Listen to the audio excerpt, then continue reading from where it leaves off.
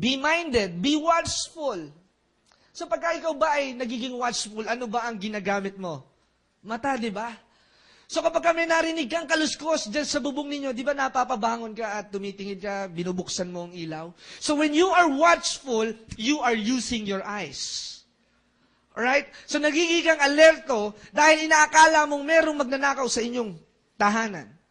O kung ikaw naman ay naglalakad dyan sa University Belt, sa madilim na lugar dyan, minsan ikaw ay lilingon-lingon at iniisip mo kung sino yung kasunod mo, kung sino, baka meron kang stalker. So you are watchful using your eyesight.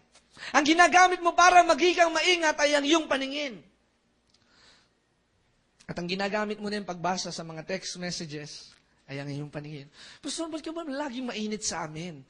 Hindi naman yung ituturo ni Pastor Greg sa inyo. Hindi naman ituturo yun ng teacher ninyo. Hindi ako nalang magturo, wala pang bayad, libre, di ba? So, at least we are all desiring, kung hindi nyo ako sundin, okay lang. Matutuwa pa din ako sa inyo. We'll just talk, at iimbitahin pa rin namin kayo kung magkamali man kayo. Pero let us decide that we will come to perfection sa kaharian ng ating Panginoon. Amen? So 7, 1 Peter chapter 5, be sober-minded, be watchful, for your adversary, the devil, is roaring around like a lion, seeking someone whom he may devour. So ang dyablo na si Satanas ay naghahanap ng masisila. At ang hinahanap niya ay ang mga kabataan na katulad ninyo at katulad ko na madaling malinlang. Guard your hearts, guard your eyesights, and guard your ears. Sapagkat kahit makarinig ka ng hindi magandang balita, ichichismis ka, si ganito, lagi silang magkasama, siguro may ginagawa silang hindi maganda. Maririnig mo yun. Sabay lang naman kayong bumili sa 7-Eleven ng plastic cover. Merong nagsabi na, gano'n, naku, isusumbong ka sa nanay mo, isusumbong ka sa boyfriend mo. Just shake it off. Lagi mong tatandaan, alam mo naman kung ano ang tama. Alam mo naman kung ano ang mali. Kaya as long as you are right with God, kahit ano ang marinig mong mga pangit sa paligid, people will judge us. People will make stories. Gagawa sila ng mga istorya tungkol sa atin. Minsan sa aking buhay as a youth pastor, nagkaroon ako ng isang issue at merong isang nanay na galit dahil yung anak niya may gusto doon sa isa sa mga youth natin. At galit na galit sa akin. Sabi, pumunta doon sa bahay ng babaeng ito at sabing ganoon, grabe naman yan si Pastor Kenneth. Bakit ayaw niyang pag-date itong dalawang to? Ganyan. Siguro, si Pastor Kenneth may gusto dyan sa anak mo, no? At because these people know my integrity, these people know our family, at ang sabi ng pamilyang ito, hindi kami naniniwala sa inyo because there's nothing wrong about this young man. Kilala namin siya. Kaya hindi kami naniniwala na dahil ayaw lamang kayong pagsamahin yung dalawa, yung anak mo at saka yung aming pamangkin, hindi kami naniniwala na there is something about them because we know that person. What I'm trying to say is, kung sino ka, maintain who you are. Kung alam mo na ikaw ay karapat-dapat sa harapan ng Diyos, kung ano man yung mga naririnig, I don't care what people says about me.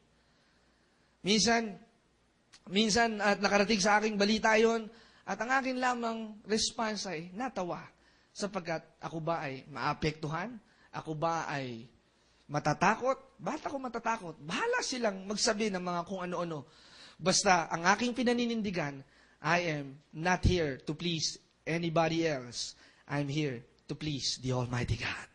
Yun po yung dapat nating maging objeksyon. Yun po yung ating maging dapat objectives na ang ating laging papupurihan ay ang ating Panginoong Hesus. The devil will always try to destroy us.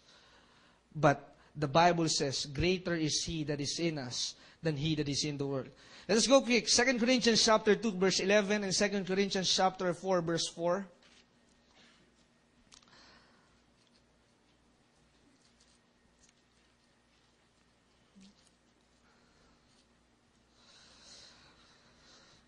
Be watchful. 2 Corinthians chapter 2, verse 11.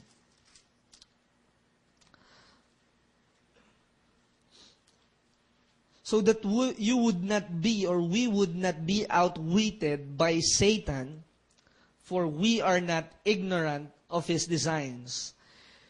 In other translation, it says, do not be ignorant on the ways of the devil. So wag daw po tayong maging mangmang sa mga paraan ng kaaway. Sa 2 Corinthians chapter 4, verse 4, in their case, the God of this world has blinded the minds of the unbelievers to keep them from seeing the light of the gospel of the glory of our Lord Jesus Christ, who is the image of God. So ang God of this world is Satan, and he is blinding the minds of the unbelievers, and sometimes also the believers minsan ay nabubulag sa katotohanan. Minsan, pag nagawa natin ang isang bagay na nakagawa tayo ng kasalanan, sometimes when we try it once, we keep on trying it again and again. Sapagkat ang apoy ay nagsisimula sa pamamagitan lamang ng maliit na usok. If you keep on doing and doing it again, ikaw ay nagkakaroon ng pagiging manhid na hindi ka na natatakot magkasala. Kung ikaw ay nangunguha ng 5 piso, 10 piso, hindi ka nagbabalik ng sukle, and later on, ang 100 piso, hindi mo na rin ito may babalik na sukle sa iyong mga magulang. And later on, nandadaya ka sa pang-enroll, lagi mong sasabihin, laging may bayaran, laging may field trip, pero lagi ka namang nasa MOA, hallelujah, at nandun ka sa Ocean Park, isama nyo kami. Dahil kami, nagpaplano kami na sa mga susunod na months, dito sa youth natin, tayo, yung batch ninyo, magkaroon tayo ng parang getaway, punta tayo sa Luneta, punta tayo sa Ocean Park, or magbabike tayo, o gusto nyo mag-swimming. Para hindi naman tayo puro word of God lang. Baka naman sabihin ninyo, Pastor, tinatali nyo naman kami. Hindi. We just want to have fun. But basically, hindi natin dapat makalimutan ang puntos ng salita ng Diyos sa ating buhay. So Satan has blinded the mind of the unbelievers to keep them from seeing the light of the gospel and the glory of our Lord Jesus Christ. Ang kaaway ay laging gagawa ng paraan para makapasok sa ating buhay. Ngunit kung ang bawat bahagi ng ating katawan ay tatakpan natin ng banal na dugo ng ating Panginoong Yesus, walang anumang kapangyarihan ang magtatagumpay kundi ang sa Diyos. Amen? Tayo po ay higit pa sa mananagumpay.